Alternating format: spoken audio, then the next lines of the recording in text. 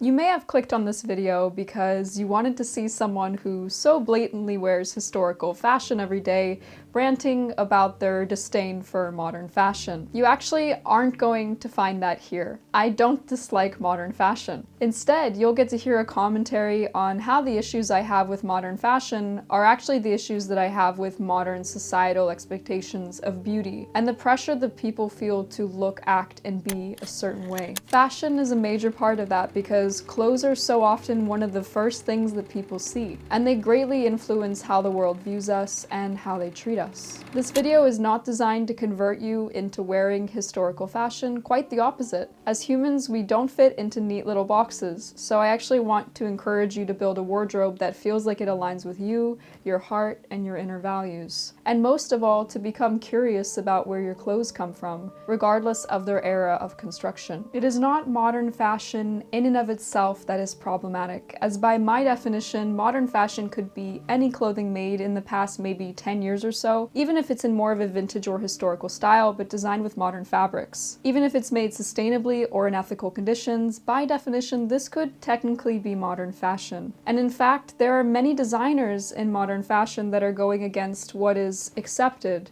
and are being bold and innovative. I applaud their bravery in an industry that isn't very open to that. Rather, it's the weight and the underlying message that the typical commercial modern fashion industry carries that doesn't sit well with me. Teaching people that they must buy and at massive rates X, Y, Z to feel enough and to be enough.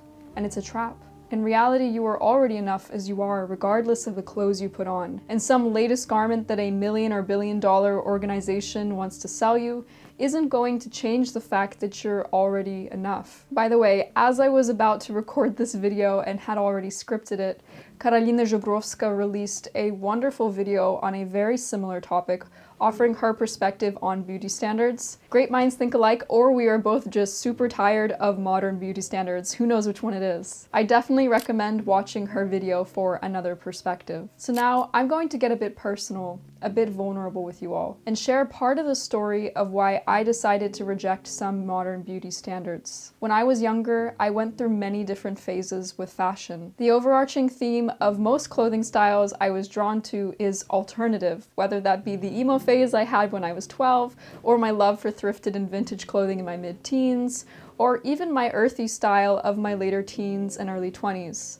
To the historical fashion that I now wear in my late 20s. I was usually quite counterculture in one way or another, I would say, mainly because of how I was raised, actually. But in my desire to express myself and to go against the grain, I was constantly feeling confronted with this underlying pressure to fit into the fashions I saw the people around me wearing, that I saw everywhere in the media. In fact, there were some periods where I dressed to fit in, even though it felt completely against my deeper desire, and I felt completely disconnected to what I was actually wearing. And I didn't just feel the pressure to fit in with fashion, but beauty standards too. In some cases, very permanent beauty changes that would have been a monumental decision for a then teenager to make. And those styles were evolving at an alarming rate. So not only did I feel the pressure to fit in, I also felt overwhelmed by the sheer speed at which these trends changed, and the magnitude of some of those decisions. When bodies are treated as trends that need to be often permanently changed every few years, that's a frightening reality. That's one of the reasons why I decided to drop society's expectations of me altogether, and instead just pursue what made my heart alight. It's a practice, and some days I still struggle with this because with moving away from society's expectations came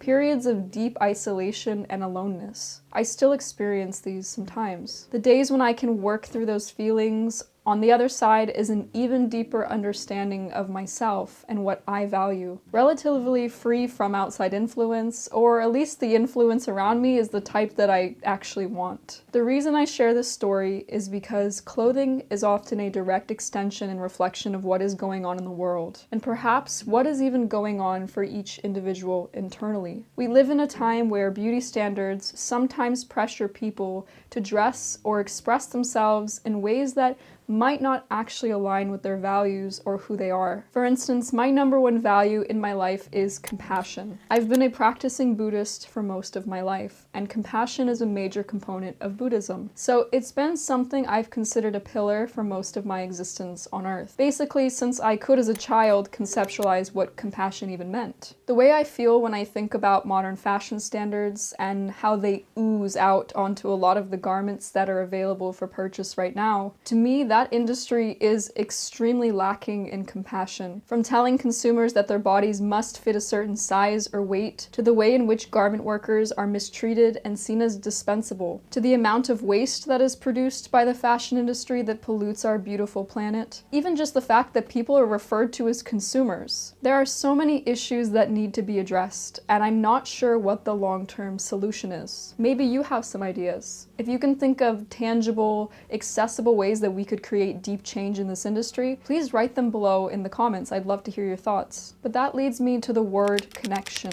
My intention for making this video is to encourage each and every one of you to become more mindful of how connected you are to what you're wearing, and how what you're wearing really makes you feel. If of course that's something that you feel open to or drawn to. There's this lovely exercise I like to practice as I'm starting my day, where I close my eyes and I like to feel the clothing I'm wearing on me physically, the way it sits against my skin, whether I'm feeling warm or not. I'll take a moment to pause and reflect and just extend a bit of gratitude to whoever made the clothes I'm wearing. I may or may not know who they are.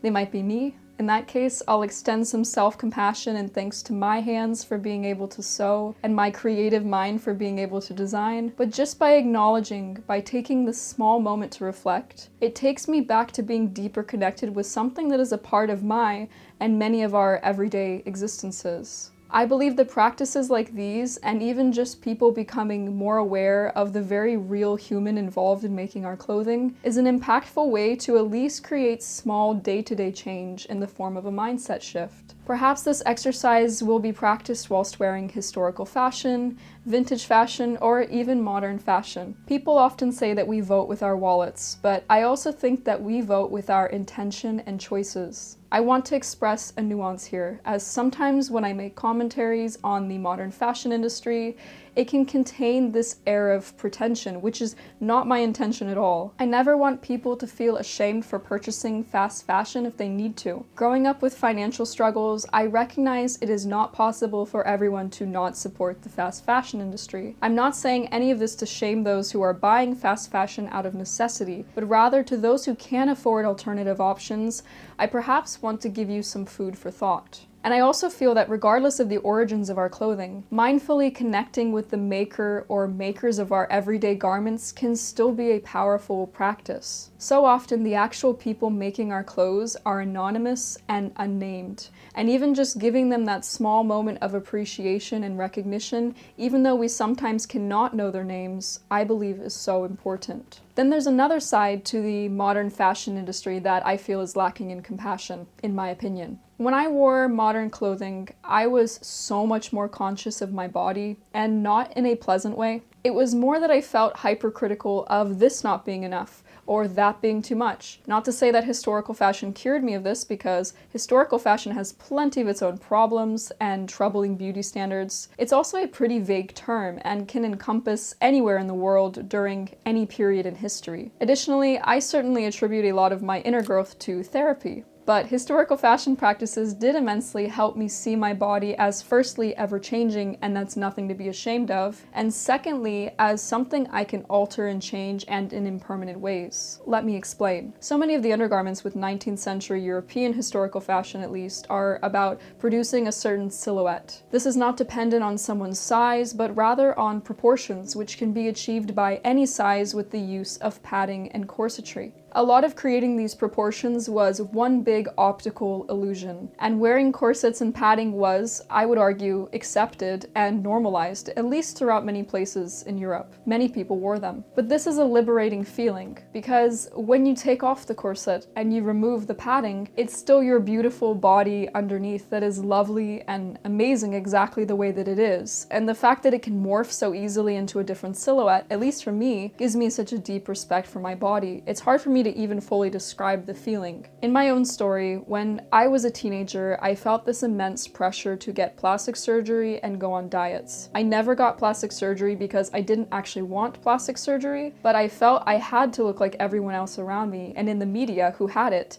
And there was such a pressure to have certain body features that, again, I didn't really want. I was able to work through those emotions with therapy over time, but also moving into wearing historical fashion majorly supported me along that journey in my own healing and finding a way to be happy with who I am and who I really want to be. I have nothing against, by the way, plastic surgery or people altering or modifying their bodies. I think we each need to do what makes us happy and what we feel is best for us, as long as, of course, it isn't harming others. This was just my own experience and how I worked through the pressure to do something I didn't actually want for myself. And then there's the component that I mentioned of historical fashion being more designed to support natural fluctuations in weight and body changes. I love wrappers, for instance, and they are totally adjustable, so it'd be possible to wear them for many years, and they become a part of the natural body shifts that we all experience. This is just one example of a garment. Many garments in history across many cultures are designed with body shifts in mind. I've been reconstructing my ethnic fashion, Kazan Tatar fashion lately, and I love how supportive the garments are of body changes. It's one of the elements that pleasantly surprised me when I first began researching it. I know I keep mentioning this and how I'm going to release a Kazan Tatar fashion video, but I assure you it's coming, and I've been diligently working on some pretty meaningful research behind the scenes that is also extremely difficult to piece together because resources are limited, so it's taking a lot of time. Accommodating for natural fluctuations of the body is something that the commercial modern fashion industry does not